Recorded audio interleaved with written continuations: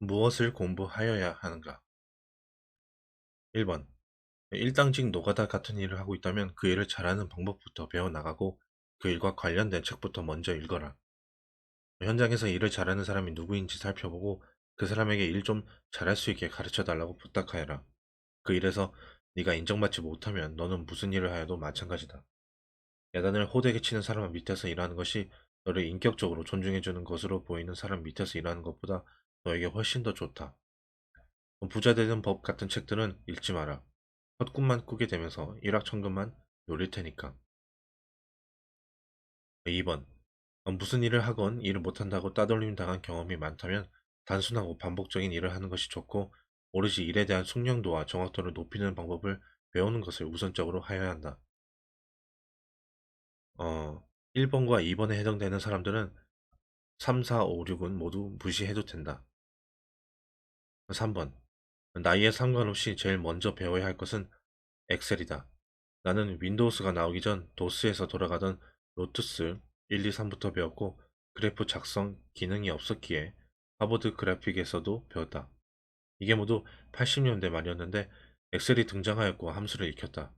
나이 70을 바라보는 지금은 많이 잊어버렸으나 여전히 웬만한 것은 다 할 줄 안다.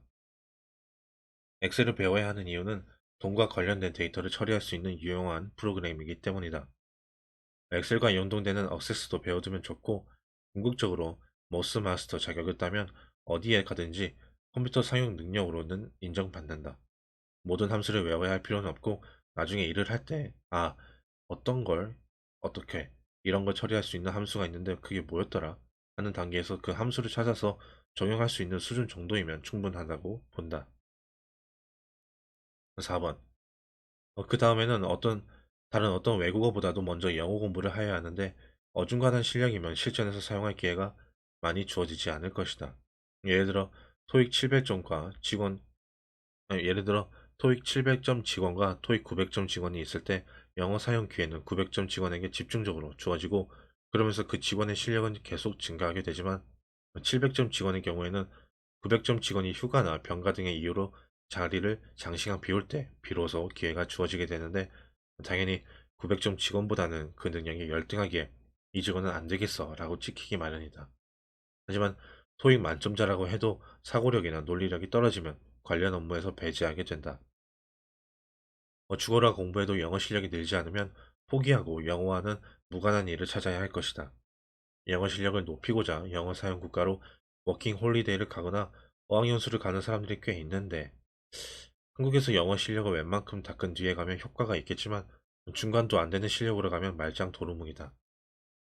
의외로 회화 공부를 영어 공부로 생각하는 사람들이 많은데 글쎄나 미국 거지들도 영어 회화는 잘한다. 5번. 그 다음에는 자신의 문과 적성과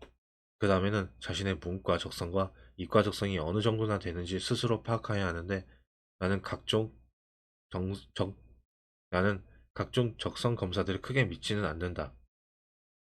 문과 적성은 문장 이해력이 어느 정도인가에 의하여 판정될 수 있으며 이과 적성은 각종 기계들의 작동 원리에 대한 이해 수준이 어느 정도인가에 의하여 판정될 수 있다.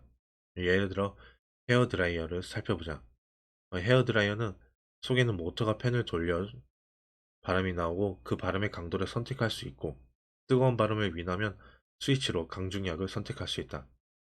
그 어떤 드라이어도 모터가 돌지 않으면 뜨거운 바람을 나오게 하는 히터는 작동하지 않는다. 모터가 안 도는데도 뜨거워지면 고장난 것이다.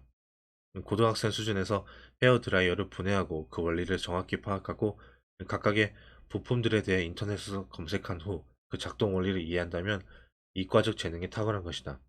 물론 이때 모터가 돌아가는 원리도 정확히 알아야 한다.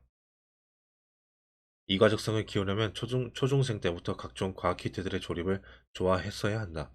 레고 조립을 잘한다거나 공룡들의 이름을 모두 알고 있다거나 같은 것은 별로 도움이 안 된다. 공대 전과자가 공대 전자 공대 전자과나 전기과를 나온다고 해서 이과 적합성이 저절로 올라가는 것은 정말 전혀 아니다. 수많은 공대 졸업자들이 겉보기에는 전문가 같지만 암기 지식의 보유자들에게 실제 현장에서는 맥을 못 추는 경우가 많다. 당신이 공대 졸업자라면 헤어드라이어 분해하고 얼마나 정확히 하는지 스스로 판단하여 봐라. 10중 팔구 대충 아는 정도일 것이다. 이과 출신자의 대충 아는 지식은 실전에서 전혀 쓸모가 없다.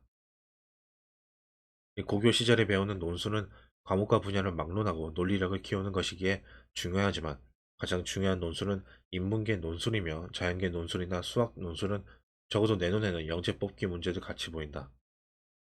당신이 20대 이상이고 문과적 재능이 있는지 없는지 스스로 판단할 수 있는 문제는 공무원하고의 다툼은 판례 해석 다툼이다 해서 하나 제시하였으나 여기서 하나 더 제시한다.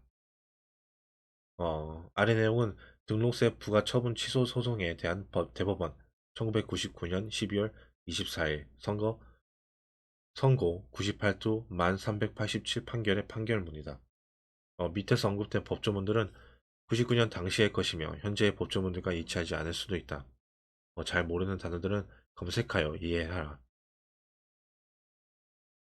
음, 판시사항 1. 협의에 의한 공유물 분할을 하는 경우 원래의 공유 지분을 초과하여 취득한 부분에 관한 권리의 이전이 지방세법 제131조 제1항 제5호 소정의 공유물의 분할에 해당하는지 여부 및 공유물 분할의 기준인 지분 비율의 의미. 2. 협의에 의한 공유물 분할은 원래의 공유 지분에 따라 분할한 것으로서 지방세법 제131조 제1항 제5호 소정의 공유물의 분할에 해당하는 것으로 볼 것인지 여부 및 위와 같은 법리는 여러 개의 공유물 또는 공유 자산을 일괄하여 분할하는 경우에도 적용되는지 여부